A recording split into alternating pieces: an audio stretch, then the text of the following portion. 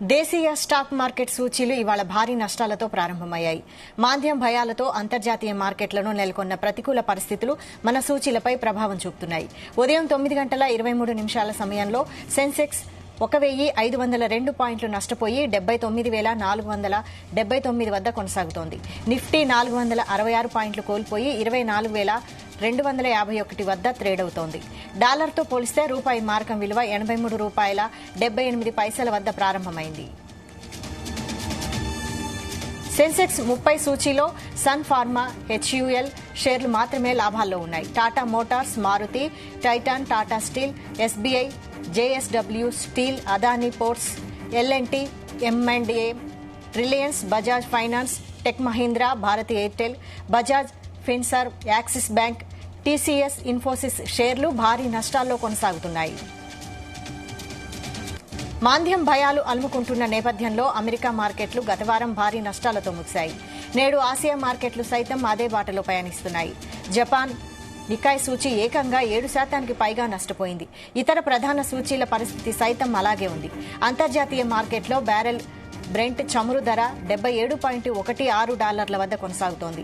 విదేశీ సంస్థాగత మదుపర్ల నికరంగా 3,310 కోట్ల విలువ చేసే షేర్లను విక్రయించారు. దేశీయ సంస్థాగత మదుపర్లు 2,966 కోట్ల వాటాలను కొనుగోలు చేశారు.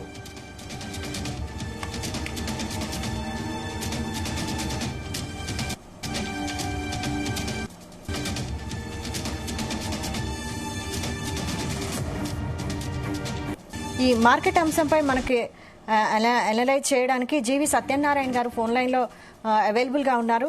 సత్యనారాయణ గారు నమస్తే అండి. నమస్తే. ఈ మార్కెట్ భారీగా పతనం అవడానికి కారణాలు ఏమంటారు? ఒకటి, వరల్డ్ మార్కెట్లు మొన్న ఫ్రైడే బాగా ఫాల్ అవ్వటం, దాంతో పాటు మనవి ఫాల్ అవ్వటం, ఈ ఇజ్రాయిల్ గాజా ఏదైతే వార్ ఉందో మళ్ళీ ఇజ్రాయిల్ మీద హెజ్బుల్లా వాళ్ళు డజన్ల కొద్ది రాకెట్లు మొన్న ఆదివారం తెల్లవారుజామున ప్రయోగించటం, బంగ్లాదేశ్ లో మళ్లీ హింసలు చెలరేగటం, ఇవి అంటే అక్కడ ప్రభుత్వ ఉద్యోగాల కోసం కోటాకు సంబంధించిన అధికార పార్టీ ఆందోళనకారులకి బంగ్లాదేశ్ లో ఉండటం, 100 మంది వరకు చనిపోవటం, ఇక్కడ 3 రోజులు కర్ఫ్యూ విధించటం, ఇవన్నీ జరగటం తోటి వరల్డ్ మార్కెట్లు ఫాల్ అవ్వటం. హైయెస్ట్ ఫాలు జపాన్ అన్నమాట. నిక్కీది ఇవాళ 13%, మొన్న ఫ్రైడే రోజు కూడా ఫాల్ అవ్వటం జరిగింది. వీటన్నిటితో పాటు మన మార్కెట్స్ కూడా ఓపెనింగే గ్యాప్ డౌన్ తోటి భారీగా ఇప్పుడు మన మార్కెట్లు 2,500 పాయింట్లు మైనస్ లో, అంటే శుక్రవారం కంటే కూడా 2,500 పాయింట్లు మైనస్ లో ట్రేడ్ అవుతుంది ఇప్పుడు. అయితే మన పని ఏంటిది అంటే ఇప్పుడు ఏవైతే ఉందో ఈ ఇజ్రాయెల్ వారు, బంగ్లాదేశ్ లో ఈ గొడవలు, వరల్డ్ మార్కెట్లు ఫాలు, జపాన్ ఫాలు, ఇవన్నిటితోటి మన మార్కెట్లు పడినాయి. కానీ మన మార్కెట్లు బడ్జెట్ తర్వాత ఏవైతే ఉందో, బడ్జెట్ లో పాజిటివ్ ఏవైతే ఉన్నాయో అవన్నీ 1 year వరకు అప్లికబుల్. కాబట్టి ఇప్పుడు ఏదైతే వాల్యూ ఉన్న స్టాక్స్ ఉంటాయో అవి మనకి బాగా తక్కువలో దొరుకుతాయి. ఎందుకంటున్నానంటే మొన్న మార్కెట్స్ ఏవైతే ఉన్నాయో ఆల్ టైమ్ హైకి వెళ్ళడం జరిగింది. ఏది బిఎస్సి సెన్సెక్స్ ఆగస్టు 1వ తారీఖు ఆల్ టైమ్ హైకి వెళ్ళింది. 82,120.49కి పోయింది బిఎస్సి సెన్సెక్స్. అంటే బిఎస్సి 82,000 దాటడం, ఎన్ఎస్సి 25,000 దాటడం, మళ్ళీ ఇప్పుడు ఏమైంది ఈ రోజు వచ్చేటప్పటికి అవన్నీ ప్రాఫిట్ బుకింగ్ జరగటం, తర్వాత ఎఫ్ఐఐలు మళ్ళీ మొన్న సెల్లింగ్ చేయటం, వరల్డ్ మార్కెట్లు ఫాల్ కావటం, ఫెడరల్ రిజర్వ్ ఏదైతే అమెరికాలో వడ్డీ రేట్లు మామూలుగానే ఉంచటం, ఎలక్షన్స్ ఉన్నాయి అమెరికాలో ఇంకా నెక్స్ట్ 3-4 months తర్వాత, అవి రీజన్స్. వీటన్నిటితోటి కొంచెం ప్రాఫిట్ బుకింగ్ అనుకోండి, కరెక్షన్ అనుకోండి, ఇంకొంచెం డౌన్ అయినా కూడా మనం పని బోర్డు మీటింగ్లు రిజల్ట్స్ వస్తూ ఉన్నాయి. ఆగస్టు 15 వాళ్ళ 5వ తారీఖు, ఆగస్టు 15 వరకు మొత్తం అన్ని కంపెనీల రిజల్ట్స్ వస్తాయి. అన్ని కంపెనీల రిజల్ట్స్ వచ్చిన తర్వాత అప్పటి వరకు ఇంకా ఫాల్ అయితే మనం ఒక నోట్స్ తయారు చేసుకొని ఆ వాల్యూ అనేది చూసుకొని కొనుక్కోవడం అనేది నా నుంచి.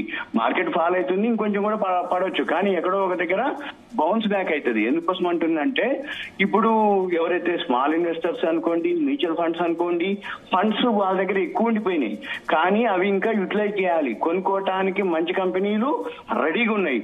ఆ కంపెనీలు మ్యూచువల్ ఫండ్స్ అనుకోండి, ఎవరైతే చెన్నైలు హై నెట్వర్క్ వర్త్ ఇండివిజువల్స్ ఎవరైతే ఉన్నారో వాళ్ళందరూ కూడా ఇప్పుడు మళ్ళీ ఎంతవరకు పడ్డ తర్వాత అక్కడ బయలుకి వెళ్తారు. తర్వాత ఇక్కడికి ఇది ఏం జరుగుతుంది అంటే షార్ట్ కవరింగ్ అంటారు.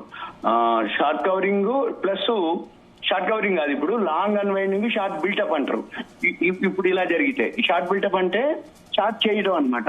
లాంగ్ అన్వైండింగ్ అంటే అంతకుముందు కొన్ని రిజల్ట్స్ బాగలేని కంపెనీలన్నీ ఫాల్ అవుతూ ఉంటాయి. ఇప్పుడు ఈ షార్ట్ బిల్టప్ అయినాక మళ్ళీ షార్ట్ కవరింగ్ వస్తుంది. ఏవైతే బాగా పడతాయో వాల్యూ ఉన్న స్టాక్స్ మళ్ళీ అవి పెరగడం జరుగుతుంది. వాటిని షార్ట్ కవరింగ్ అంటాం. అయితే ఇప్పుడు ఏం జరుగుతుంది, ఎప్పుడైతే మార్కెట్ ఆల్ టైమ్ హైక్ పోయిందో ప్రాఫిట్ బుకింగ్ ఒక పద్ధతి, రెండోది ఇప్పుడు ఇజ్రాయెల్ గాజా ఇది ఏదైతే మళ్ళీ అదొకటి, బంగ్లాదేశ్ న్యూస్ ఒకటి, వరల్డ్ మార్కెట్లు పట్టడం ఒకటి, జపాన్ లో వడ్డీ రేట్లు కొంచెం పెంచడం, దాంతో ఒక్క 2 రోజుల్లోనే ఈ రోజు మొన్న శుక్రవారం నాడు జపాన్ భారీగా పడటం, జపాన్ ఇండెక్స్. వీటితో పాటు మనకి 3 రోజులు రేపటి నుంచి ఆర్బీఐ క్రెడిట్ పాలసీ మీటింగ్ ఉంటుంది 6, 7, 8 అయిన తర్వాత గురువారం నాడు మళ్ళీ మన రిజర్వ్ బ్యాంక్ ఆఫ్ ఇండియా వాళ్ళు వడ్డీ రేట్లు డిసిషన్ ఉంది, వడ్డీ రేట్ల అనౌన్స్మెంట్ జరుగుద్ది. అయితే అది అన్చేంజ్ ఉండొచ్చు అనేది ఒక మార్కెట్ యొక్క అంచనా.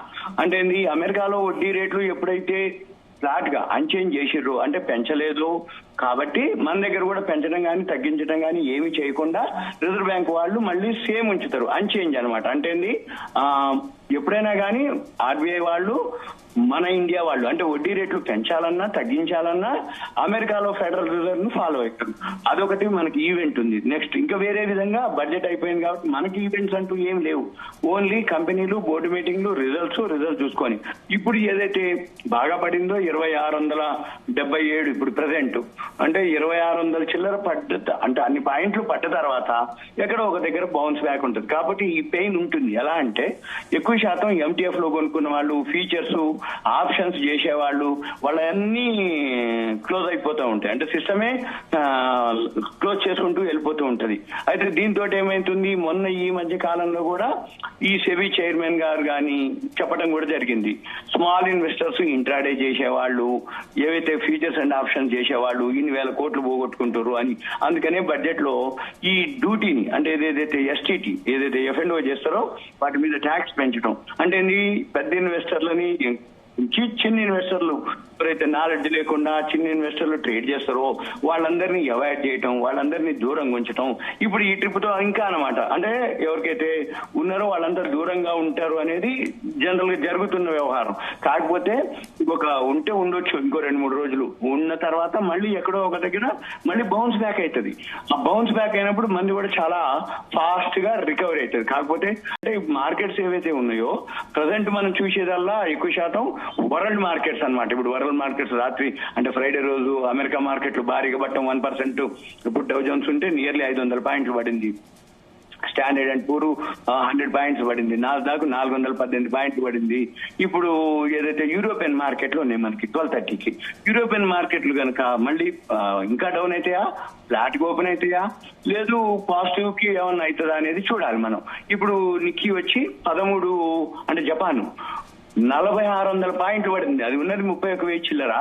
అంటే మనది 82,000 వేరు, అది 31,000. అది ఇవాళ 13% పడింది, మొన్న ఒక 6% పడింది. అంటే మొన్న ఒక 1800 సుమారు పాయింట్లు, ఇవాళ ఒక 4600, 1800, 54, 6500 పాయింట్లు 2 రోజుల్లో జపాన్ నిఫ్టీ పడిపోయాయి. అంటే జపాన్ సెన్సెక్స్ పడిపోయింది, నిక్కీ జపాన్. అంటే ఇట్లా వరల్డ్ మార్కెట్ మామూలుగా పడట్లేదు. ఇప్పుడు తైవాన్ ఉంది 10% పడింది, కోస్పీ 10% పడింది, ఇట్లా షాంఘాయ్ జపాన్ ఉంది, షాంఘాయ్ అంటే చైనా అన్నమాట.